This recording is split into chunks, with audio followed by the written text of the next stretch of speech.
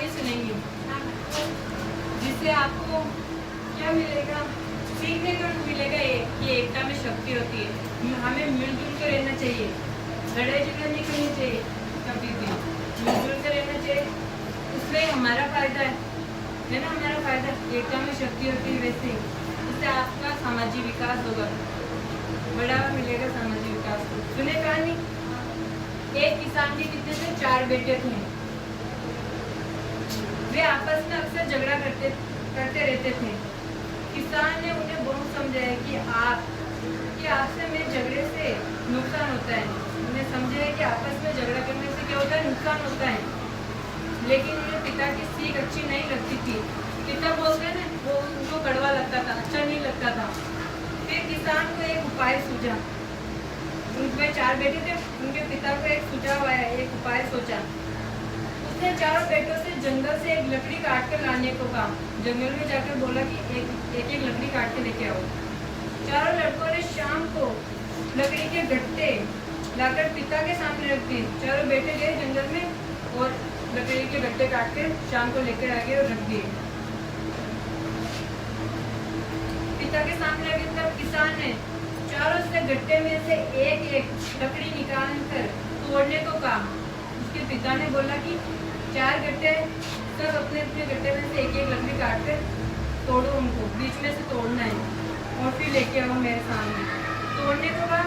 4 लड़कों ने एक लकड़ी गट्टे में से निकाल कर तोड़ दी। 4 बेटे समझ गए जो उनके पिता ने बोला और गट्टे में से एक लकड़ी निकाल कर तोड़ दी।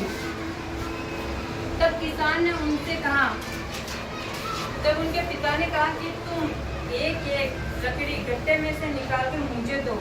फिर किसान ने बोला, उनके पिता ने बोला कि तुम चारों गट्टे में से एक लकड़ी निकाल कर मुझे दो। उनके पिता ने बोला उनको, है ना। 4 लड़कों ने एक लकड़ी अपने पिता को पकड़ा दी और 4 बेटे गए, गट्टे में से एक लकड़ी उठाई और अपने पिता को दे दी। तब किसान ने उनसे 4 लकड़ियों को एक साथ मिलाकर तोड़ने को कहा। फिर उनके पिता ने कहा कि तुम 4 लकड़ियां जो मुझे दी थी ना, उन लकड़ियों को एक साथ मिलकर तोड़ो। परंतु 4 लड़कियों को एक साथ कोई भी नहीं तोड़ सका।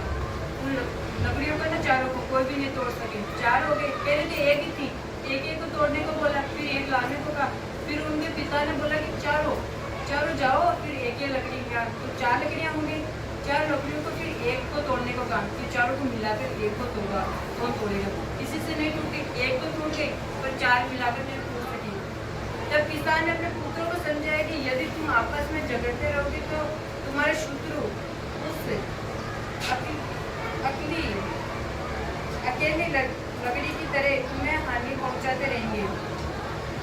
उनके पिता ने उनको समझाया कि एक तो 4 होगी और एक ही लकड़ी है।